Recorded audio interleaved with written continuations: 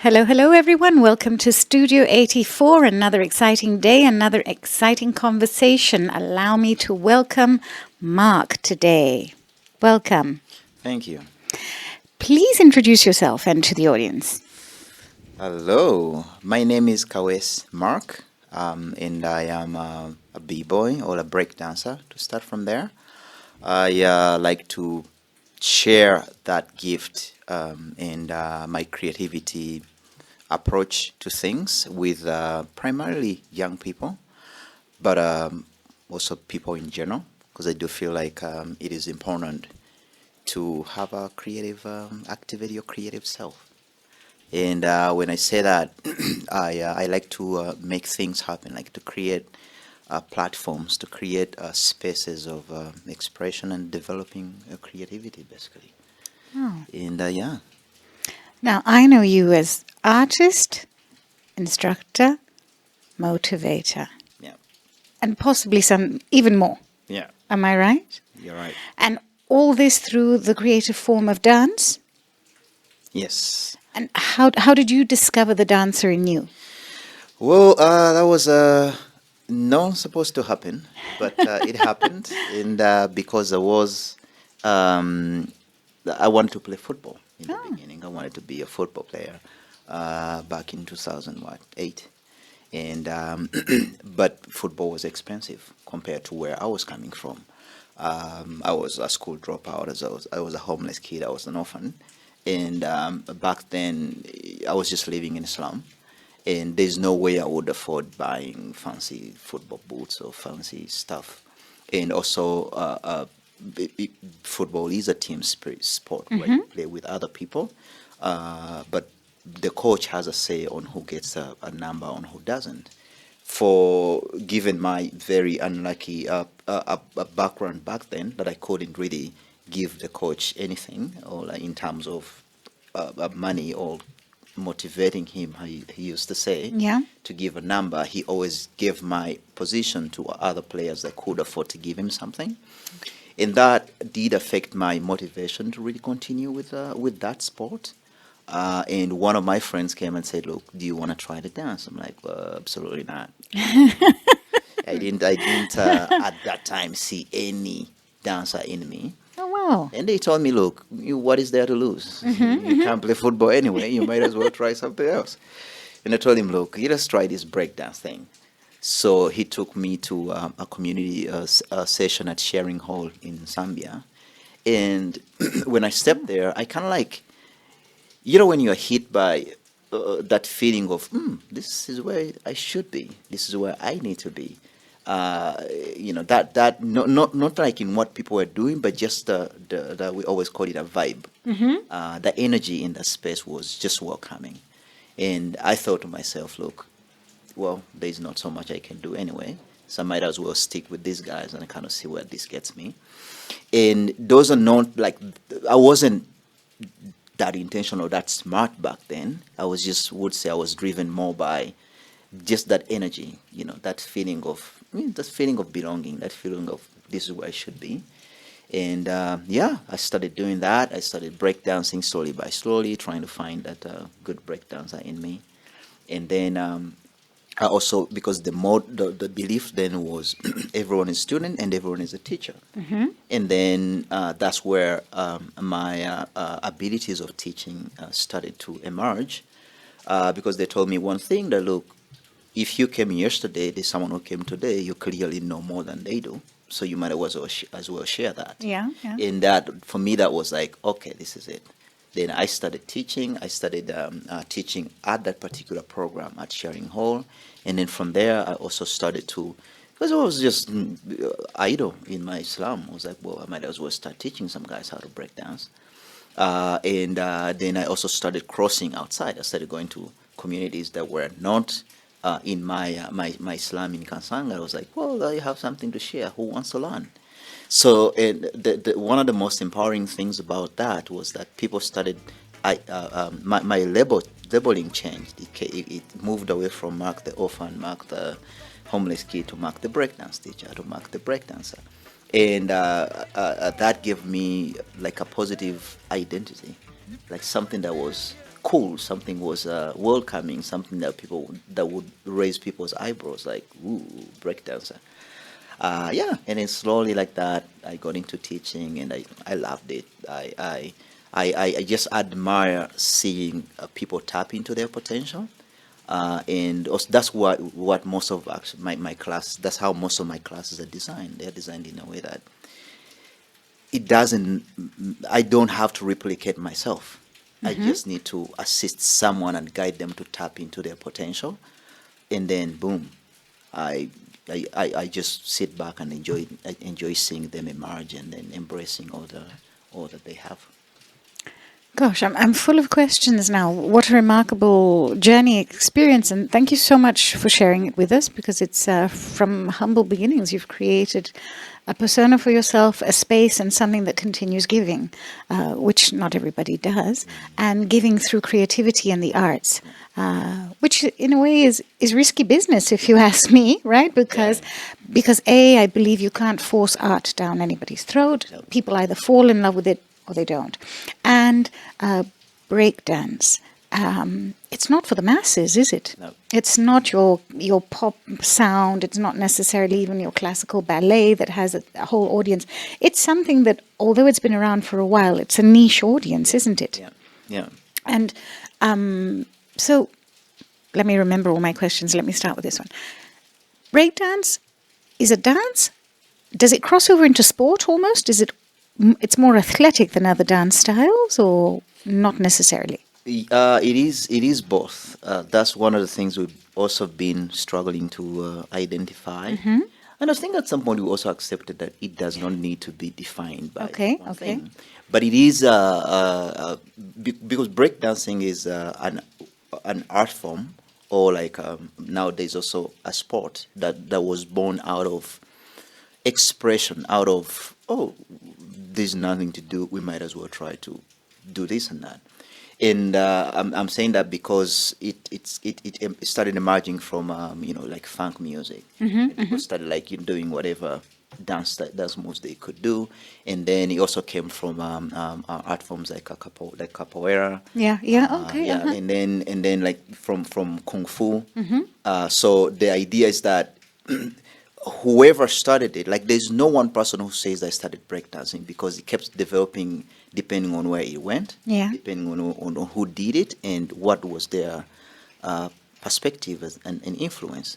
So that's why you see that if someone is coming from has a gymnastic background, they will add in gymnastic. If someone has a good sense of, like, let's say, a traditional dance, which is something that when I teach nowadays, for people to be unique and original, I always encourage them, like, find something that makes you special and then incorporate that.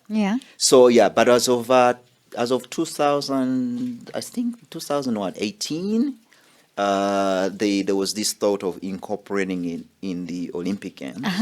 So which meant that it then also qualified as a sport. Yes. And there was a big discussion about that. Like, okay, it is a culture. Because for traditional breakers like me, it's a culture. Yeah, to me, it's like a way of living. Yeah, it's a way of living. That's what most people are like. Yeah, but you keep saying breakdancing is a culture. What does that mean? And like for me, I could easily tell who is a b-boy or a b-girl by how they are dressing. I think there's something about you, right? By the kind of music they listen to, by the the places where they go, by how they interact with people. So it's like, for me, it's kind of like one of the things that you can read and you're like, I think I cover even body language, everything. Even body language. Like sometimes I'll be walking in in town. You kind of look at someone, you're like, yeah, I don't know if you, but I feel like you can do ABCD. And 9 out of 10, I'm always correct. Like I would walk to someone and be like, hey, you're breaking there. Yeah, I'm a B-boy, I'm a B-girl. So it is one of those, but I also do understand that with the whole incorporation of sport, it's not not everybody has that eye. Not everybody can really tell them, I feel like you got this. So so it is, back to the question, it falls everywhere. But it is now officially an Olympian discipline? I mean... It is officially now. Oh, wow, okay. So, there's in the ongoing Olympic Games now in Paris, there is going to be one-on-one breakdancing competitions for women and men on 9th and 10th of August.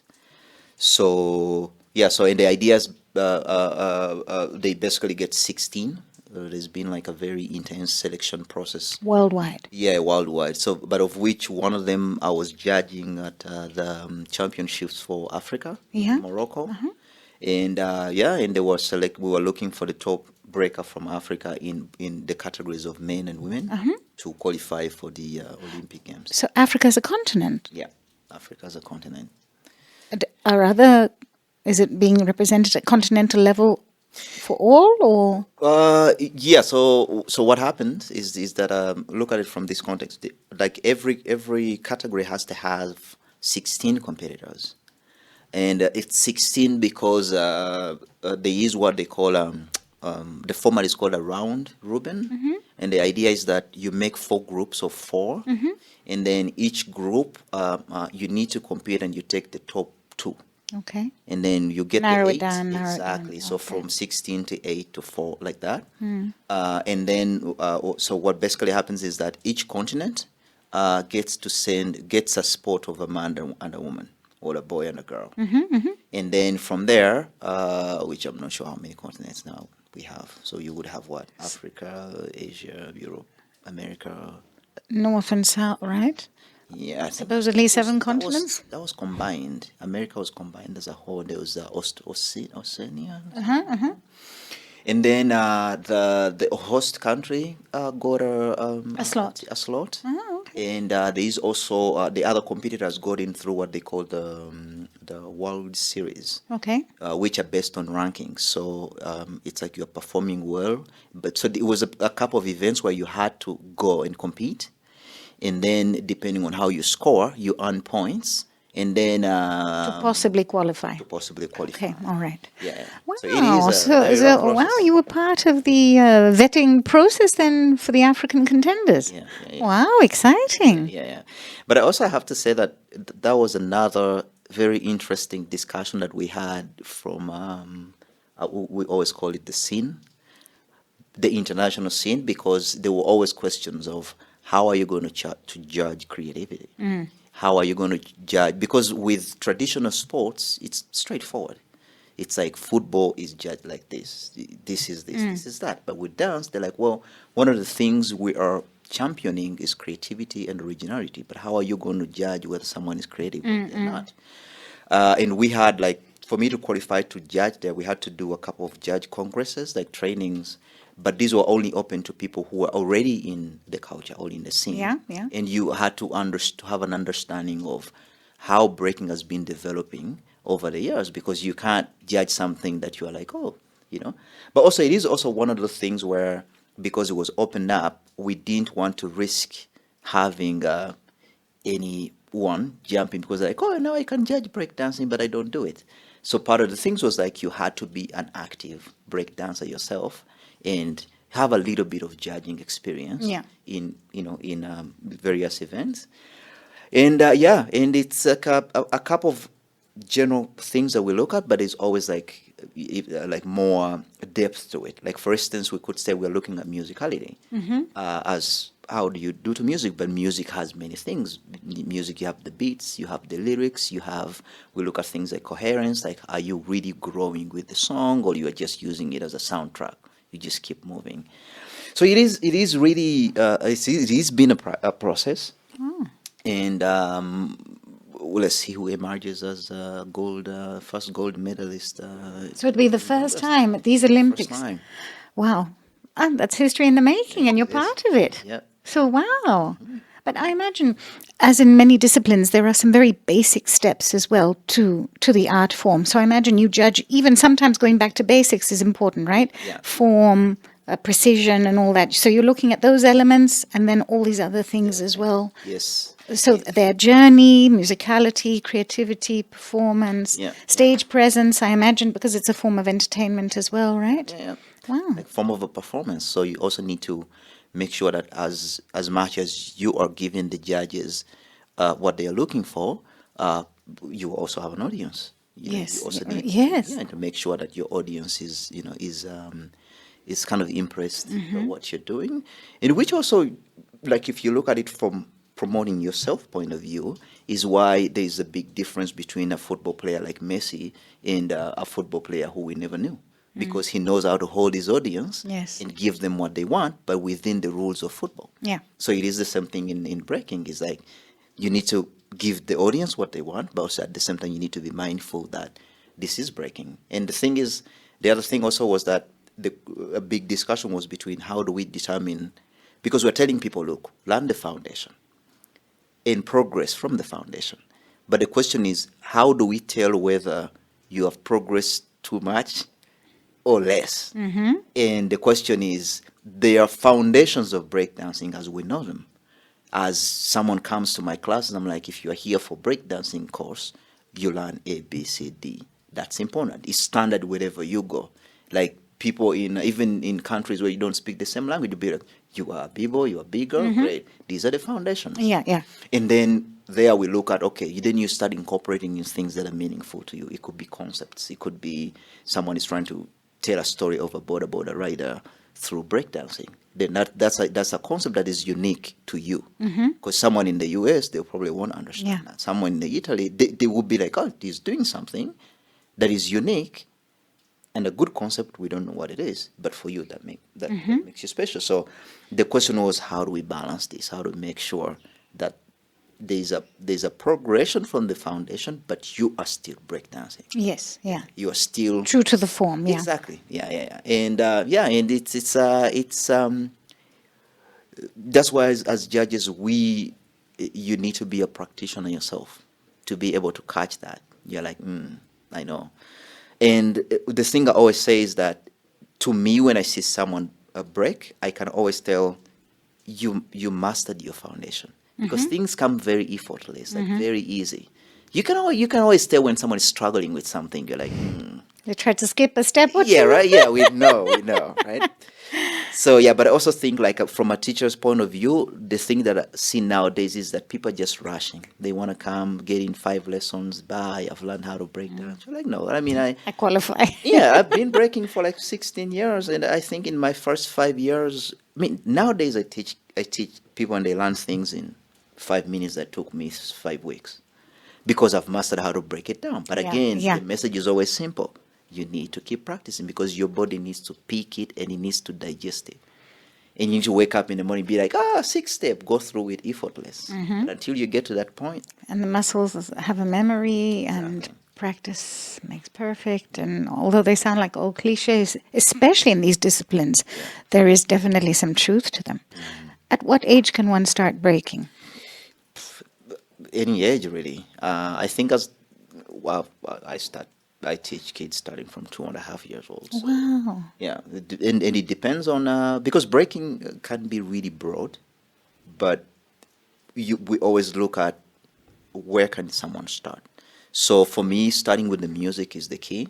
Just get them in the space, play music, get them to experience, explore the space, throw themselves on the ground in a safe way, move around, they kind of discover what it is. And then by the time they start identifying, this move is called a door close, this move is called an Indian step, this move is called this and that, their bodies have already kind of picked the music. And I'm emphasizing on music because it is a dance. It's done on music. So you need to get the music first. You need to develop a groove and a good sense of rhythm before you can start with the moves. Otherwise, I've also seen people who have the moves, but then doing them on music is a whole thing. They don't know how to play. They don't, yeah. And at what age should one stop? Or when? I really think that one of the oldest guys that I know is one of the breakdancing legends from New York City. He's almost 60 years now? Well, he doesn't dance that much anymore, but he can still, we call it throw down. He can still throw down. So wow, until you feel like I'm right? tired. Until you can throw down and get back up. Right. Then you might as well continue. Yeah. Oh, wow. And if the talent is there and one wants to pursue it as a full-time art form, profession, well and good. I remember asking you once, what do you do as a teacher when you have a student and there is no talent, but there's possibly passion. And I remember you saying to me, it goes beyond the dance, right? Because what you're trying to do is not just the dance. You said to me, and I remember I really admire, you said it's stage presence, it's confidence, it's the joy of the art. Yeah. And so this is also part of what you're trying to do, isn't it? Because not everyone will be a star. Not everyone will get a gold medal. Not everyone will make a profession out of it, right? But you want to encourage people to express themselves. Yeah. There's also the element of fitness, because I remember you also saying it's a form of exercise, right? So it's nothing but good things about it. So, Yeah, I would approach I would respond like this, that I would say that you look at two parts.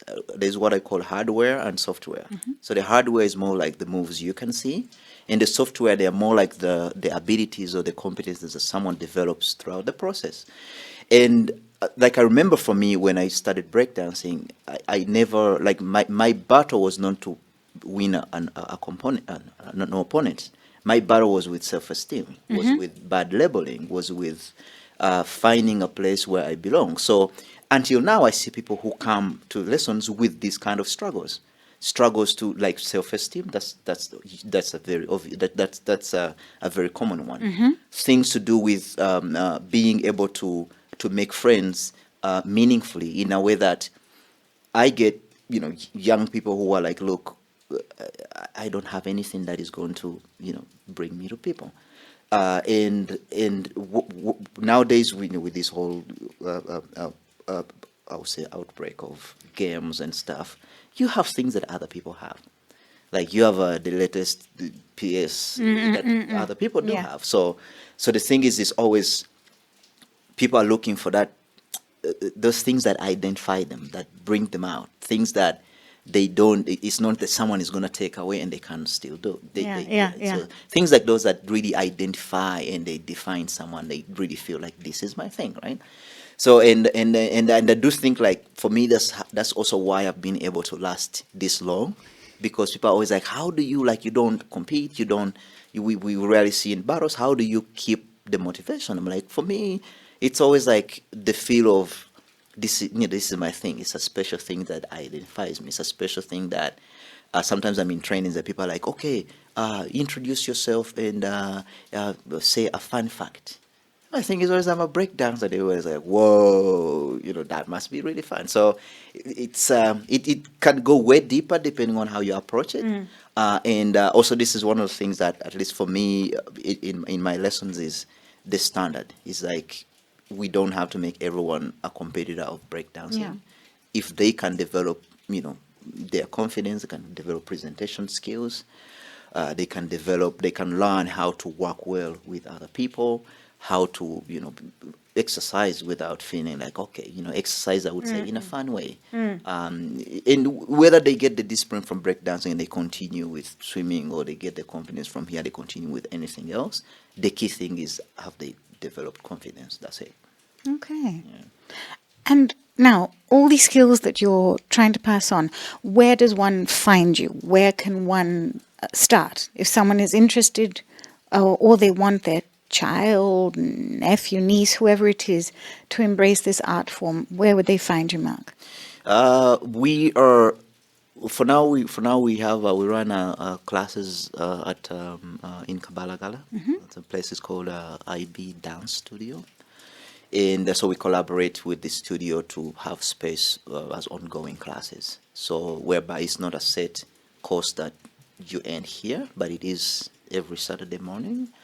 Also with that, we have established connection with schools. So because some schools do have these after school programs, and we come in and say, we would like to offer this and that. We collaborate with organizations that say, look, we have this amount of young people and we want them to really go through something like that. So it is many different approaches. But I would say that online, for me, I'm available online also for private lessons, which I would say I kind of prefer more. It also depends what someone wants to achieve, right?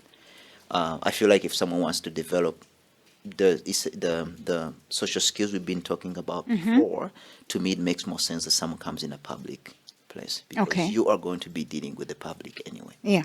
But if someone is like, okay, I want to be a hardcore competitor, then you might need like a program that is more private and that is more focused on developing competing competences. And for that, people can find me on kaweesimark.com. And then my organization, imaginationscircle.org. Yeah. Now, you said social skills or else maybe personal skills. Usually in my ignorance, when I've seen breakdance, very often there's that symbolic half circle around the performer, and the performer individually, right, will go in the middle, perform. It seems almost like what's the word? Like a battle, isn't it? Yeah. Is that what it's known as? Is that what historically it was? It was each one facing off the other? Yeah.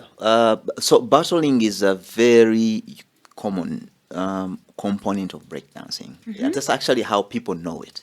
It's very popular for that element of competing.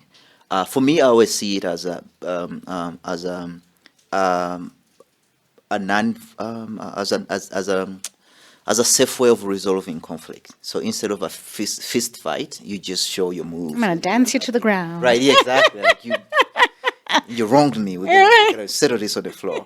That's always the approach. Like, at least for me, the way I look at it is that, because also that's how actually a breaking back in the days was developed. It was an alternative to gang violence. It was an alternative to let's say the New York City breakers and the Rocksteady crew meeting and fighting in the subway. They were like, well, let's battle it out. Let's see. Okay. So kind of like channeling energy into a very creative and productive way versus wasting your energy over punching somebody and then in the end nobody wins.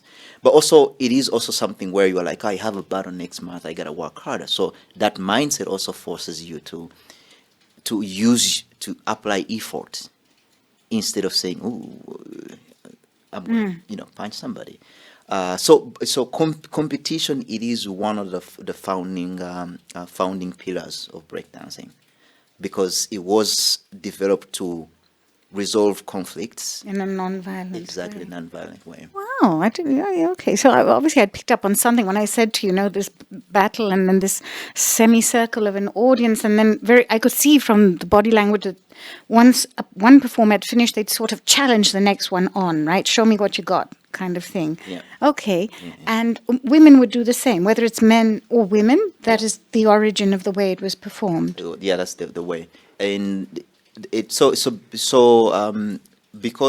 breakdancing, well, in nature, it does look very physical, and it does look like a more like men-centered dance, which is very common even internationally. Like, I would say out of every 10 breakdancers, maybe 4 are women. Okay. Maybe 4 is even On the high side. Yeah. So You're being optimistic today. right? Yeah. So the majority is like is male, and that's one of the things that we're always working on. We're always like, look, we want to encourage as many, because I mean, at least for me, my discussions with a lot of girls that want to end up breaking, they were like, it's not about I don't feel like I can do it. It's about what the society is telling me. And I think football is also going through the same thing. Like, you go to countries where people are like, no, women can't play football. So I do think like a lot of sports or these kind of cultural art forms are facing a similar thing. But for breakdancing specifically, it is something that is still being worked on. But back to the battle concept, is like, it doesn't matter whether you are a kid of 2 years old or whatever age. It's like, if you feel like you have something to say, you bring Mom. right? So we always call it like a conversation. Okay. So the idea is that for a battle you need music. So then that brings in a DJ, and we always say that the DJ is like the initiator of the discussion. So you would play the music, or we call it drop the beat, and ask a question: who wants to talk? And then the idea is that the first person to jump in, it's more of like saying, look, I got something to say. And then if you need to respond as the person coming in next, And from a judging perspective, we also look at that. We also look at the DJ asked a question, who responded, who wanted to talk about this, right? It's like when you're in court, you know, you have two conflicting parties and you have a judge. Judge is like, look, guys, we have time. Let's talk about this. So who wants to come in first? And then also how you respond to that is very important, because then we could say, it looks like you didn't, you know, you really walked in like you didn't really want to talk about this. So all these things come into play. But the key thing is that battles are open. Nowadays, they have been also categorized in terms of age, in terms of sometimes gender. There's also still some competitions where they're just open, like it doesn't matter. Oh, wow. There's also been concepts of introducing what they would say inclusion, whereby we would have, there's a popular battle category you call Bonnie and Clyde. So it's always like, it's a duo, of a male and a female versus a male and a female. There's that. So so like Okay. so it's From like Bonnie and Clyde, the ultimate gangsters. Yes. So nowadays there's also like where you would have like a minor and an adult. So whereby because to me I find that very important, because to be able to sustain the dance, you need to have we call them OGs, the guys that are walking out, and then the ones that are coming in. So it's more like in the field coaching. Like, look, this is how it's done. Go. Almost about to hand over the baton, right? Yeah. Yeah. Okay. Wow. And in the performing etiquette, if the DJ said, I'm going to drop a beat, who wants to talk, who has something to say, I come on. Do I have unlimited time? Or is there an understanding that you should do max 1 minute, 2 minutes, and then you have to hand over? For breakdancing, it's very rare to do a round that is more than 45 seconds. Rare. Because your body just tells you that. You get tired. Really? Yeah, if you're it seems so performing on a high much level. longer to my inexperienced eye. Wow. It's very rare, unless if someone is doing if you're doing a breakdancing as a whole, like with all its elements, and these elements are like, there's what we call top rock, the movements you do up. There's what we call flow work, walking it down. There's what we call freezes, both up on your hands or down in your head. Yeah. There's also what we call power moves, like there's more crazy spin moves.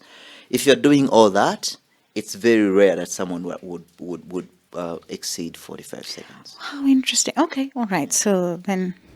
Yeah, but if you have one element, like top rock, it could easily be 2 minutes. So in that sense, it depends on the event rules or the battle rules. People could say you don't go beyond, and then once it's 40 seconds, they will count you down. So you kind of like need to be thinking about it. Yeah, fair enough. Gosh. Yeah. Do you ever, in any of your lessons, when you've taught kids something, and you're like, do not try this at home alone? Are there ever moments when you have to say to them, hello, this only when I'm around kind of thing, right? Yeah. Because I can imagine You have some a little fellow. There is no bad idea to that. Right? It's like, oh, cool, I can do this. I can do this. So always is, as safety precautions, always you encourage them to use mats. Yeah. Like a yoga mat to be the very least. Most of the time, also, like, it depends on who comes with them. As a parent, it's always good to show them, look, this is actually how you can guide them to do it. Because kids always want to they want to start with a headstand first. You're like 2.5. You literally almost have no head to start on. But the Kobees, they have a head, they want to start on it. So it's always telling parents, look, it's the message is always, look, do it when someone is there to see you and support you, but at 2.5. So their mind is like, oh, I got time now. Should we go? Right? No time like the present. No time. Yeah. I like that, yeah. Someone have been convincing me like they can do it in water. I'm like, absolutely not. For 45 seconds. 45 seconds. Yeah. Oh my! Wow, this is such a rich world, Yeah. Mark. I think people Very often we see the polished, the finished performance usually, right? Whether we're admirers of it. I mean, we see those 45 seconds. We don't realize sometimes the culture, the discipline, the training and the risks and of one putting themselves out there, as you were saying, the social elements, so many different things. So thanks so much for enriching us with all that. Anything that you feel you'd want to share with the audience? Any parting words, words of wisdom, inspiration, anything you feel people should take away with them, with what you have to offer? Well, yeah, I think for me, I would start from, I mean, depending on who is listening to this, and I think that pretty much for everyone is, nowadays what I'm seeing is that people want these quick, I would say quick fix things. They want these things of, oh, I tried this, it didn't work, I tried that, it didn't work, right? There's a reason as to why we're sitting here today, we're talking about breakdancing, because a lot of people think, oh, that was a thing in the 70s. I thought Yeah. it doesn't exist anymore, right? But that's because I stuck with it. You know, for the last 16 years, I've been, we call it putting in work, training, doing events, teaching classes, and I've also been able to travel around both in Africa, Europe, the US, doing the same thing in, you know, different approach depending on what the assignment is. And because of that, people are like, whoa, let's talk about that, right? I had a story run about me on CNN African Voices because of this. So when people see that, like you said, when people see that 45 seconds, they're like, well, this, I could maybe dedicate a week and do this. Right? So I think for me, one key thing is, you know, find something that you feel like it gives meaning to you and stick with it, right? Whether you want to tell stories through, I don't know, graphics, or you want to enrich people through anything you choose to do. I feel like there's always going to be times where you don't want to get up and go running like me. You don't want to go to the gym. You don't want to go to the dance studio. You don't want to go to, you know, sometimes I've practiced before on tarmac where people are like, why would you dance on tarmac? But it is part of the price you pay to be good at something Yeah. and to be Yeah. known for something, right? So one thing is, I feel like just stick to whatever you choose to do. That's very key. Like stay with it, and then it will eventually lead you somewhere. And then the other thing is really also purpose, like knowing why am I doing this? Because I do feel like you wake up in the morning, you don't want to go, but then the purpose is actually the reason that gets you there. You're like, okay, I only want to be teaching a child and I can't really show them what I'm teaching them. I only want someone to trust me to go to a place and judge an event, but I can't even do an impressive judge showcase. Because as a responsibility of a judge is like you need to inspire, you need to show people like this is how this needs to be, right? So yeah, so purpose combined with work and consistency, it is key for me, and I do feel like for for everybody that generally has something, because I feel like now the world is moving more towards people doing what they love, people doing what they want to stick with for. I feel like the world has moved away from people being like, oh, when is retirement again? In 10 years? Okay, let's stick with 10 years. No, I mean, I've seen people like working at 18, they're very happy. Yeah, they're like, yeah, I love doing this. I enjoy it, right? So yeah, that's key, and yeah.